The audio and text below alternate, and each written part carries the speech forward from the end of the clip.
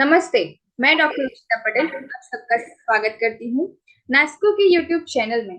National Alliance of Sickle Cell Organization के द्वारा प्रस्तुत किया जा रहा है सिकल सेल संवाद, जो कि आज हमारे इसमें एक्सपर्ट प्रेजेंट है डॉक्टर प्रदीप कुमार पात्रा सर, जो छत्तीसगढ़ से है। सर, वेलकम सर, आपका बहुत बहुत स्वागत है नास्को के यूट्यूब चैनल में। सर छत्तीसगढ़ से बिलोंग करते हैं, सिकल सेल इंस्टीट्यूट में डायरेक्टर रह चुके हैं 2013 से 2017 तक।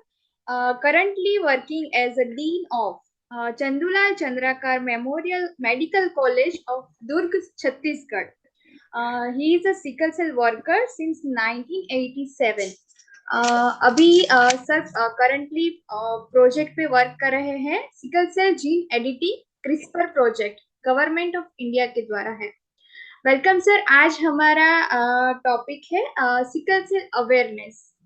हम जानना चाहेंगे सिकल सेल इंस्टीट्यूट में आपका अनुभव अत्यधिक रहा है, कृपया बताइए सिकल सेल अवेयरनेस आपको कितना महत्वपूर्ण लगता है। देखिए, इतना धन्यवाद पहले तो आप मेरे को इस सुझाव देने की। सिकल सेल आप जानते हैं कि अनुवांशिक बीमारी है, जो हमारी टर्म हम मेंडेलियन रिसेसिव डिसऑर्डर कहते हैं। मतलब दोनों माता और पिता इस जीन की कैरियर रहेंगे तभी जाके आगे जो पीढ़ी में वो सिकल सेल ग्रसित होता है। तो इस संबंध में जो जन जागरण जो काम अभी कर रहे हैं, रियली आपको सराहनीय है और मैं आप लोग को धन्यवाद देना चाहता हूँ इस टाइप का कार्य के लिए। क्योंकि जन जागरण जो है, अवेयरनेस, जो public awareness regarding sickle cell disease very essential to control this type of genetic disease. It is, you can say it is a disorders, माने डिजीज डायरेक्टली तो नहीं है, विकृतियां है ये।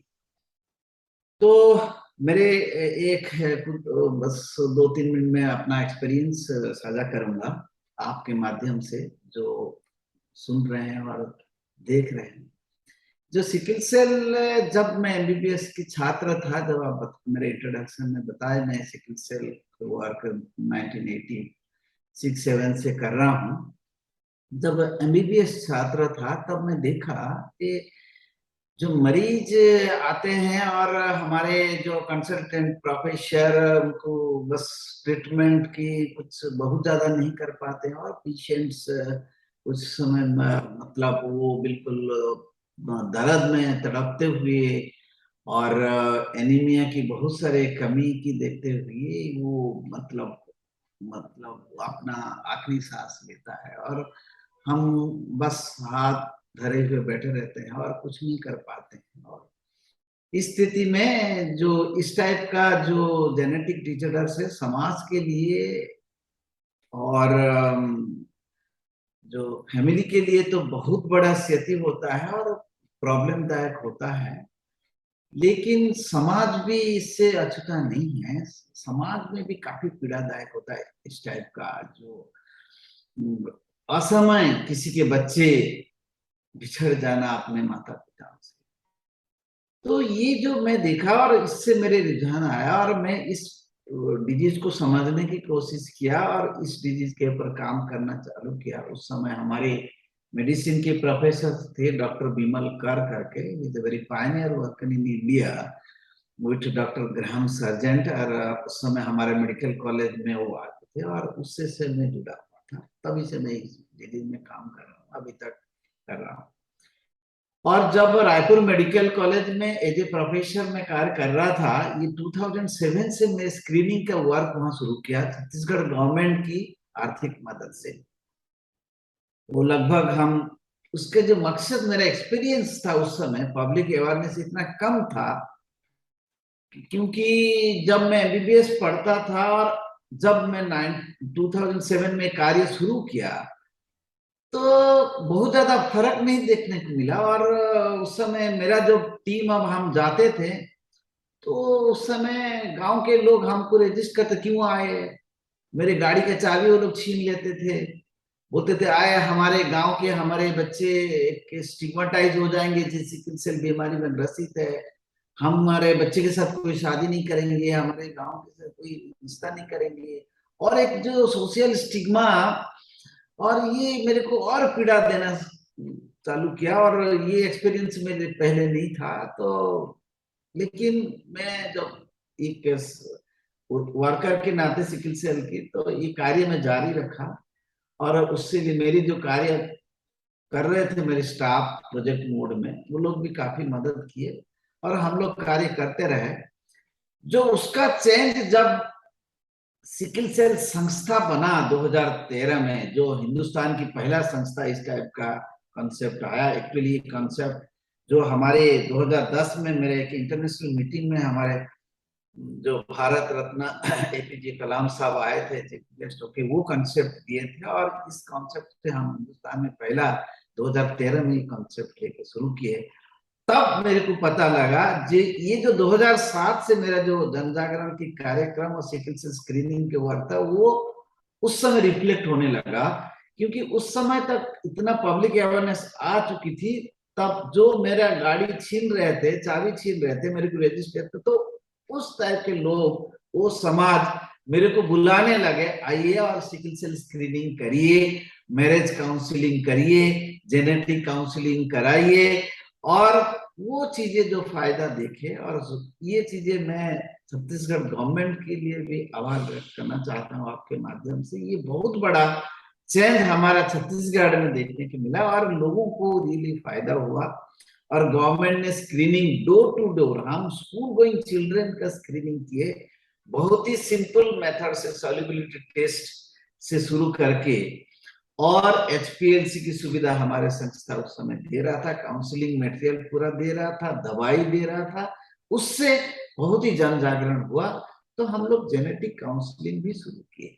तो उससे जो फायदा बहुत हुआ, आज हमारी इस एरिया के लोग रेगुलरली हाइड्रोक्सी यूरिया की ट्रीटमेंट, जो अभी जो इजीएस्ट मोड ऑफ ट्रीटमेंट है, जिससे कि 90% सिकल सेल मरीजों को फायदा होता है ऑलमोस्ट, तो उससे लोग आके दवाई लेते हैं, रेगुलरली चेकअप करते हैं और जेनेटिक काउंसलिंग कराते हैं। तो यहाँ एक जन जागरण के माध्यम से मैं जेनेटिक काउंसलिंग के बारे बताऊं, मैरिज काउंसलिंग जो है, जैसे ये बताया, ये मेंडेलियन रिसेसिव डिसऑर्डर, तो बोथ पेरेंट्स उस डिजीज को मतलब कैरियर होना आवश्यक है। तो इसलिए हम लोग एक काउंसलिंग करते हैं। इससे कुछ नेगेटिव बात भी आती है, भाई क्या हम सिकल सेल मरीज जो है क्या शादी ना करें? बिल्कुल करेंगे, क्यों नहीं करेंगे। और तो हम ये सुझाव देते हैं माता पिता को, गार्जियन को, स्कूल में, कि भाई अपना जो पार्टनर जब चुनते हैं वो देख लीजिए। आप सब चीजें देखते हैं, घर द्वार देखते हैं, अपना परिवार देखते हैं, जाति गोत्र सब देखते हैं, ये भी देख लीजिए ना। उससे इतना बड़ी फायदा होगा, जब आपका आने वाले पीढ़ी सुस्त रहेंगे। तो ये देख लीजिए कि आपका जो पार्टनर वो नॉर्मल रहे। जैसे आप एएस है, आपके शादी जो है आप ए से मतलब नॉर्मल से करेंगे, तो आने वाली पीढ़ी सिकल सेल ग्रसित नहीं होगा।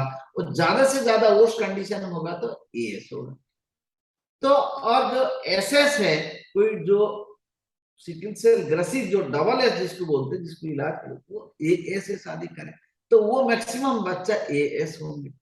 तो हम और सलाह देते हैं एएस से शादी ना करें, इतना ही परहेज रखें। एसएस से शादी ना करें एक। और मानो किसी शादी हो गया तो उससे भी डरने की बात ही नहीं है। तो हम प्रीनेटल डायग्नोसिस कराएं, और उससे अब अवेलेबल है, फैसिलिटी सब है बड़े जगह में, आजकल छोटे छोटे शहर में भी अवेलेबल है। और नहीं तो सैंपल कलेक्शन करके हम जो अच्छे सेंटर को भेज देते, वो रिपोर्ट भी भेज देता है। अब ऐसे ऐसे तो आप जो रूल्स के एक्ट के, हमारा भारत के संविधान और भारत के रूल के हिसाब से जो एमटीपी एक्ट है, उसके अंदर आप ये कराएंगे, एमटीपी कराएंगे, तो बच्चे जो है स्वस्थ तो आएंगे, और डबल एस बच्चे नहीं आएंगे। तो ये मेरा एक सुझाव था, जो आपके माध्यम से ये मैं बोलना चाहता हूँ, जेनेटिक काउंसलिंग और मैरिज काउंसलिंग। और एक चीजें भी हम सुझाव देते हैं, जो छोटी छोटी चीजें, जैसे सिकल सेल ग्रसित जो डबल एस बच्चे हैं, स्कूल जाते हैं, तो उसको हमको थोड़ा सिंपैथेटिक रहना पड़ेगा। जब हम स्कूल में जाते हैं, हम टीचर्स को और गार्जियन को बोलते हैं, भाई उसके ऊपर ज्यादा प्रेशर मत डालिए, उनको एक डिप्रेसिव फेज में मत ले जाइए। क्योंकि देखिए, कोई भी बीमारी हो, भाई कोई बीमारी तो कोई चाहता नहीं ना, थोड़ी चाहूंगा मेरे को एक बीमार हो जाए, लेकिन भाई ठीक है ये तो नेचुरल वैसे आया है, क्योंकि ये बीमारी जो है ये कम से कम ये जीन 70,000 साल पहले ये हुआ है, तो ये अपन नेचुरल प्रोसेस से आया है, तो इसको हम तो कोई मानता है नहीं, तो आ गया तो ठीक है, इसको कोई साधारण तरह से लीजिए, सहजता से लीजिए। जैसे हम ब्लड प्रेशर की मरीज है, जैसे डायबिटीज की मरीज है, तो क्या वो जीना छोड़ देता है? वो तो अपने दवाई लेके आराम से जीता है ना। तो इसी टाइप का अभी सिकिल सेल जो ग्रसित जो डबल एस मरीज है, वो अपना आजकल दवाई अवेलेबल है। आजकल पहले तो स्टेट गवर्नमेंट जो जो था, जैसे गुजरात स्टेट है, महाराष्ट्र है, हमारा छत्तीसगढ़ है, उड़ीसा में, वो लोग स्टेट वाइज, अब तो गवर्नमेंट ऑफ इंडिया आगे आ चुका है, तो ये अच्छी चीजें है।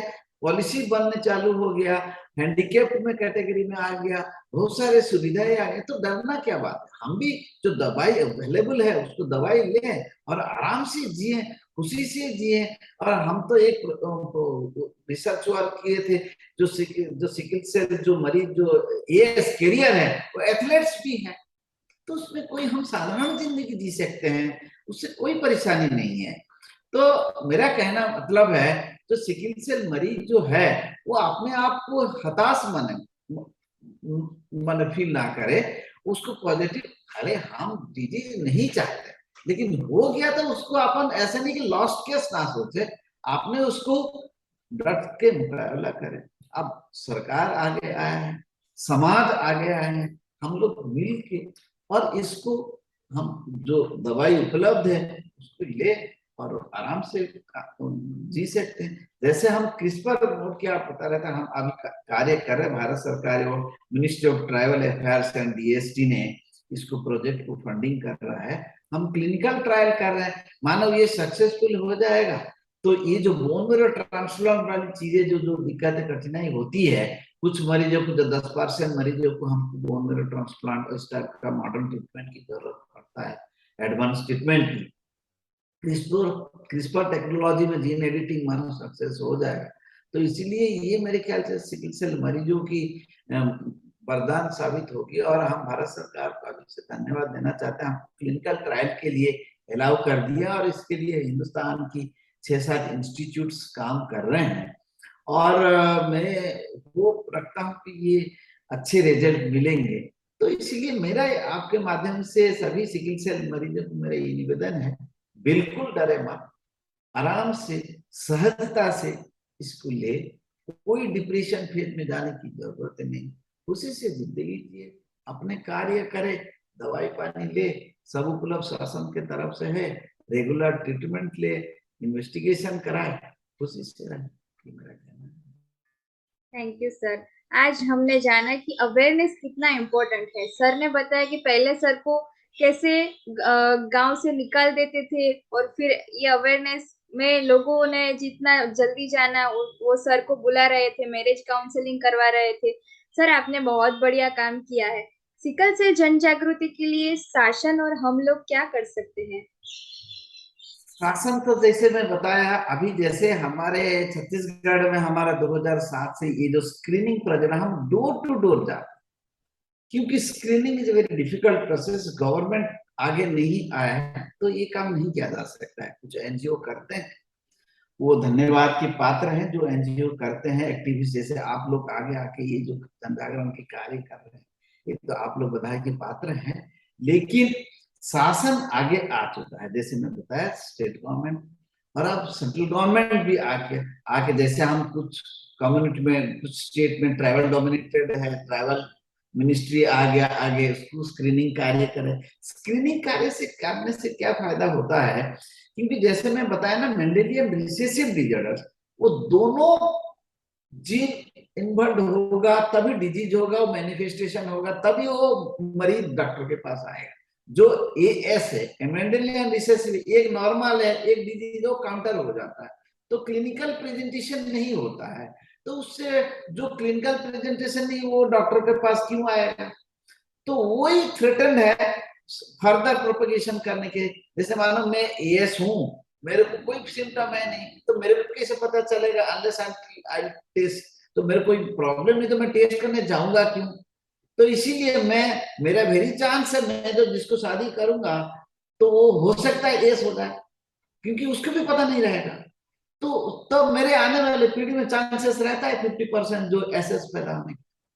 तो इसीलिए स्क्रीनिंग जो है, डोर टू डोर, घर जाके जहां एरिया में सिकल सेल ज्यादा है, जिस ट्राइबल कम्युनिटी में, वो अदर कम्युनिटी में जो कुछ कुछ हमें देखने को मिलता है जिसमें ज्यादा सिकल सेल पाया जाता है, तो उस एरिया में जाके स्क्रीनिंग करके उनको पता लगा जा सकता है एएस है कि नहीं, कैरियर है कि नहीं, तो अब उसको हम काउंसलिंग कर सकते हैं। तो इसीलिए स्क्रीनिंग कार्य करना बहुत ही आवश्यकता है।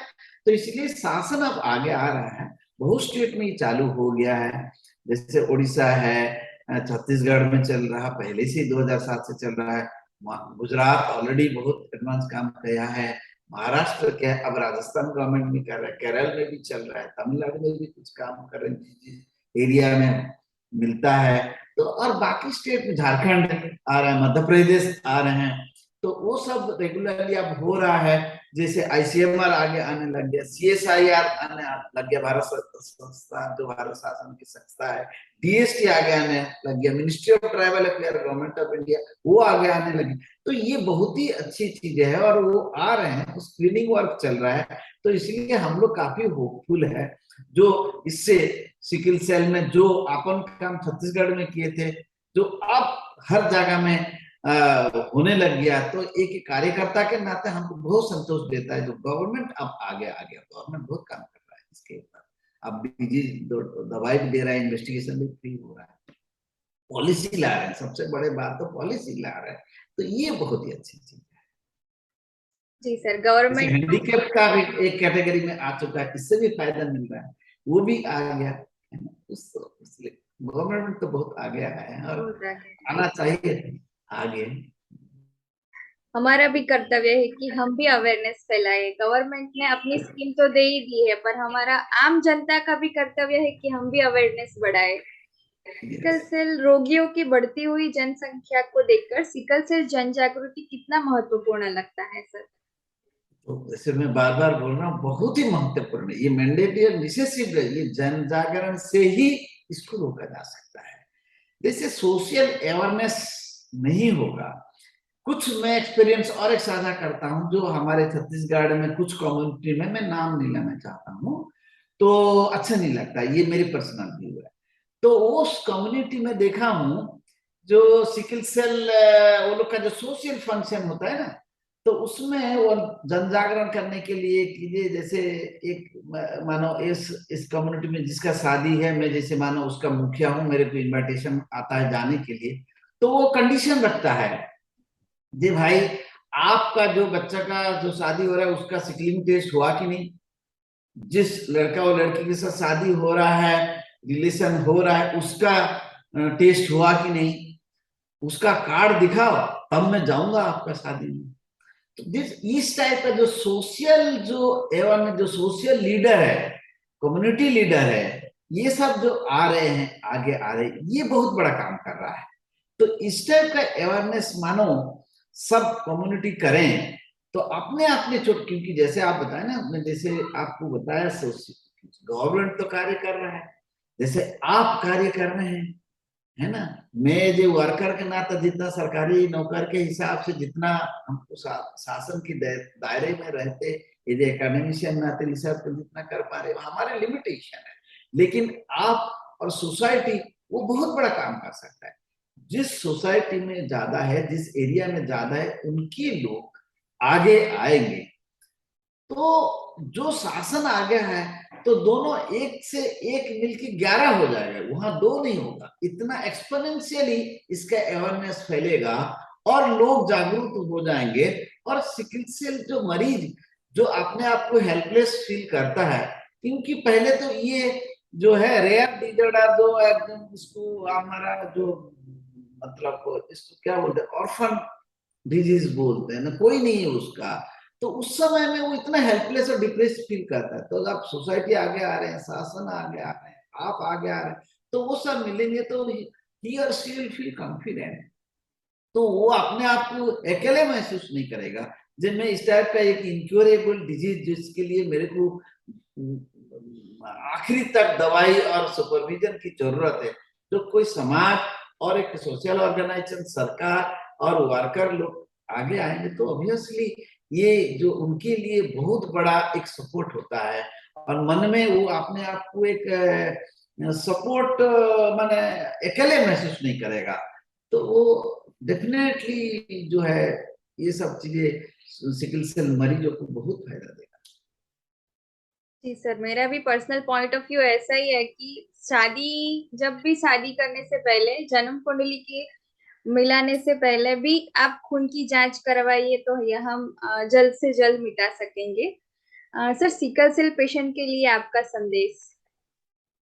मेरा यही संदेश है, जो डरे मत पहले, और उसका इंफॉर्मेशन आजकल सभी के पास ऑलमोस्ट स्मार्टफोन है, इस टाइप के माध्यम से इंफॉर्मेशन, तो इंफॉर्मेशन सही इंफॉर्मेशन ले। और गलत, क्योंकि हम देखते हैं जो एएस है, सिकल सेल वाहक है, उसको कोई इलाज की जरूरत नहीं है, वो बस केयरफुल रहे, मेरे समय में वो देख लें, इतना करे तो काफी है। तो आपको, और कुछ लोग उसको ठग देते भी हैं, हमारा समाज में इस टाइप का भी कभी कभी देखने को मिलता है। तो मेरा कहना मतलब है, जो सिकल सेल वाहक जो है, ये कैरियर है, वो डरे मत बिल्कुल, वो बिल्कुल सामान्य है। वो खाली इतना ही ध्यान रखे शादी के समय वो अपना पार्टनर का जांच करा ले सिकलिंग का, अब बढ़िया रहे। तो और दूसरे की शिकार में मत आए, जे सिकलिंग बीमारी तुमको है, मेरे दवाई से आपको ठीक हो जाएगा, वो ना करे, क्योंकि उसको कोई इलाज की जरूरत नहीं है।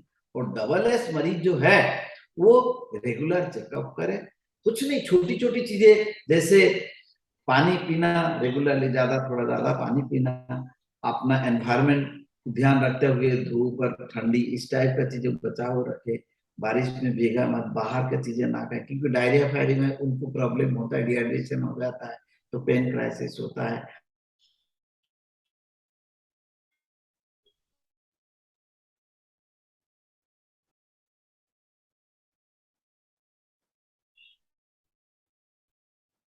माध्यम से उनको इंफॉर्मेशन मिलता है, उसको इकट्ठा करें, और हमेशा जागरूक रहे, जो कि उनको लोग एक्सप्लॉइट ना करें।